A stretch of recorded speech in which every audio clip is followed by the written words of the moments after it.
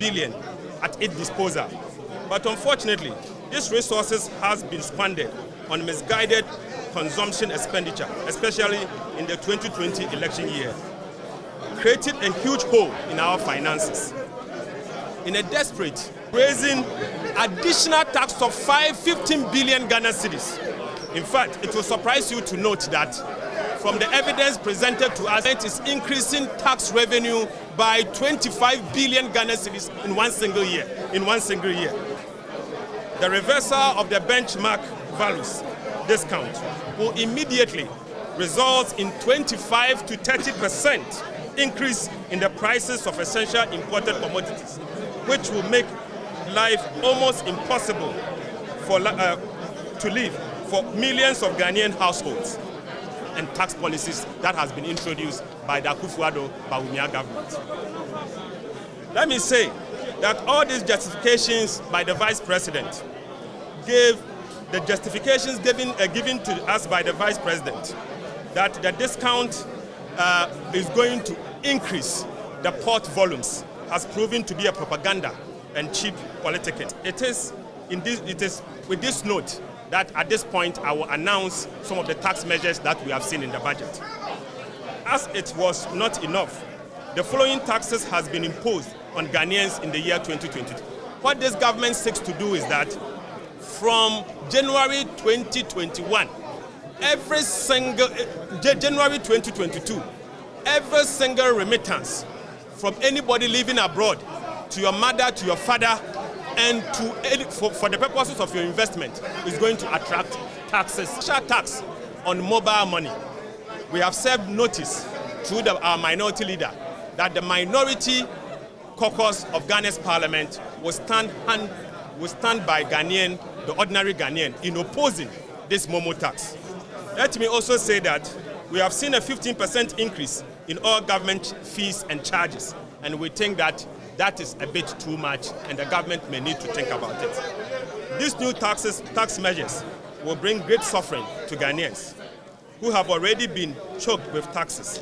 The electronic transaction levy will not only, we wish to assure the people of Ghana that we will vigorously oppose the killer taxes and will ensure that any one of them that will adversely affect the lifestyle of Ghanaians will be rejected.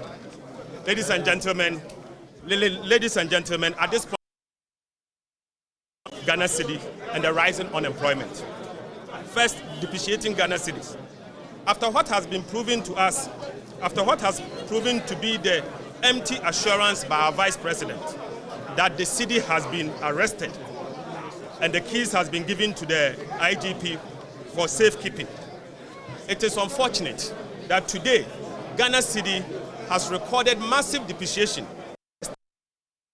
2017.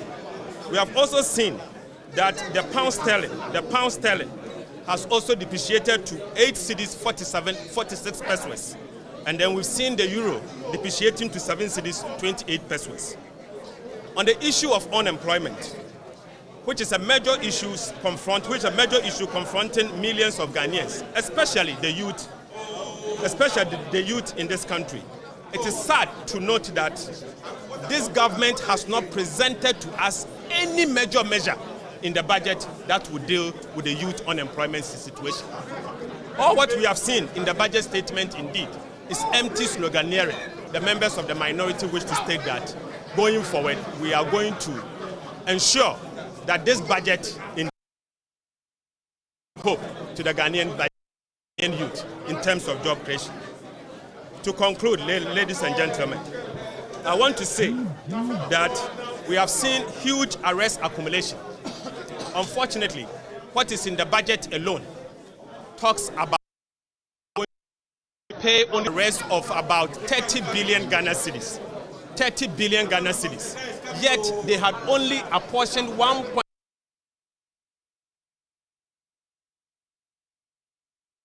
We have also seen that there was a huge wastage in public resources.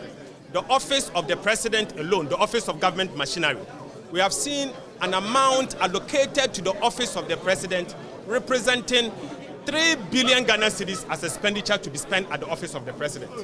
Let us serve this new warning that we in the minority insist until the minister responsible for national security appears before us to answer the question relating to the president's travel with private jet. The office of the president budget will not be approved by us. And then to conclude, ladies and gentlemen, let me do this summation. We in the minority had hoped that the terrible state of the economy will compel this government to propose policies in the budget that addresses the most pressing concerns of unsustainable debt, hardships, high cost of living, fiscal indiscipline, unemployment, arrest clearance, and misuse of public resources. To our surprise, and the people of Ghana's surprise, the Akufo-Addo-Bawumia government responsive to the most important issues affecting the people of Ghana. The people of Ghana have been left entirely to their fate and have to brace themselves for even more severe hardships this Christmas, going into this Christmas and the new year. Unemployment is expected to rise. Our debt to GDP is also expected to rise. The debt levels are also expected to rise, and we expect that the investor confidence will continue to be eroded. In these circumstances, it is obvious that the review budget will be required to correct the serious imbalances and distortions that this budget will create. Again, by every indication, this budget will worsen the plight of the ordinary Ghanaian and drive them into hardships in opposition and clean up the mess he has created in the Ghanaian economy to ensure that an immediate end is brought to the hardships and suffering of our people. We must admit that these policies has failed, and his policies has failed, and the Ghanaian economy is in deep crisis. We will ensure that we do what is required of us by ensuring that every single policy in this budget is actually investigated for us to be able to see its impact on the ordinary Ghanaian before we will consider approving the budget or not. Thank you very much.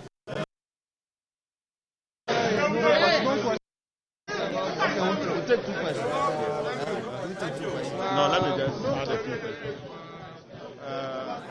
Thank you very much, the Honorable Ranking Member for Finance, Honorable Atufothen, has elaborated on some of the concerns that we have ahead of the debate on the budget.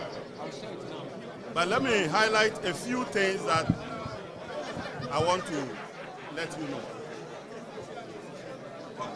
You know, when Bawumia get excited about something, I told you that there was not a free lunch when he was talking about digitization.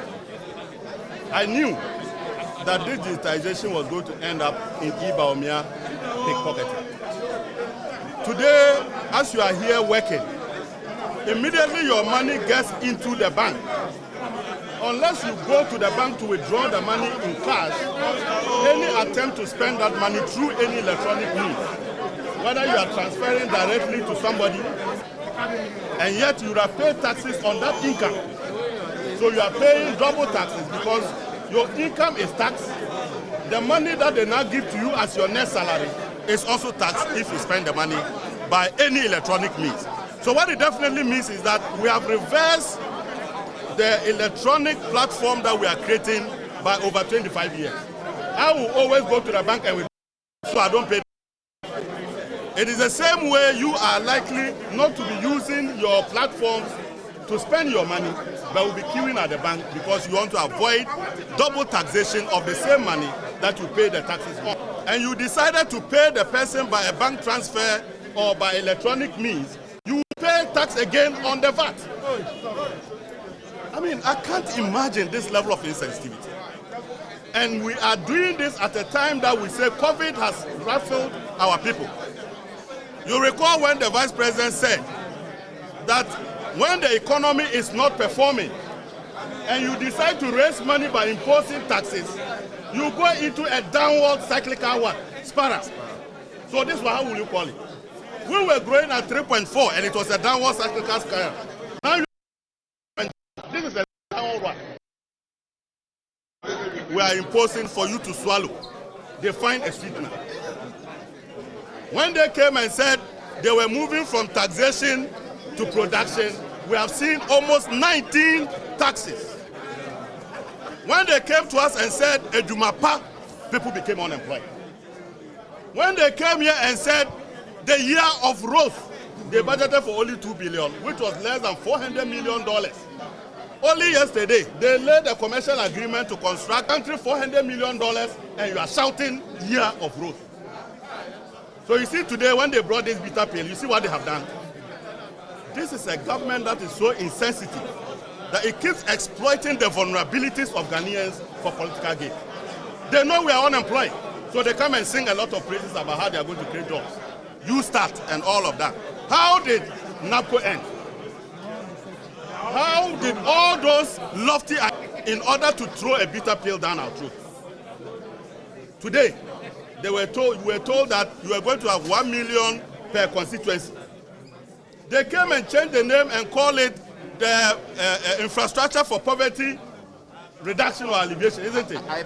And set up 3 development authorities to change the face of development. Today, what has happened? In the budget, they said after this year, they will let them complete their projects, and after that, this PEF is dead.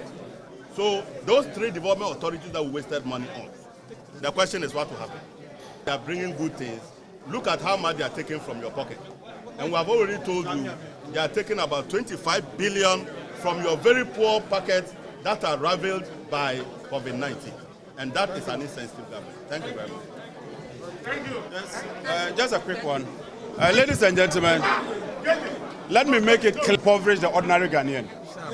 If you want to tax Momo, you want to tax remittances, you want to deceive the people of Ghana by telling them not to pay road tolls, but to go to DVLA and pay that same amount.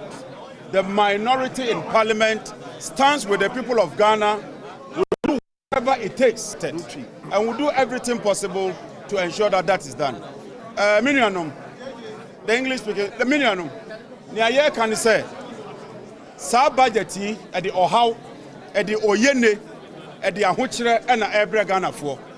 Finance Minister, episode increase taxes, no, Sika ye Jeffrey at no, from 55 billion to 80 yen to Muchina.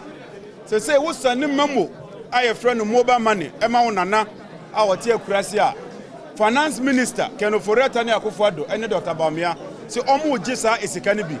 So, I'm on it. Now, we send this kakra bi kura ba say yemfa mwa efia aban we MPP aban say omo gisa sika ne bi yenyi ntumu ne yenyi ntumu china nti ye ne mo so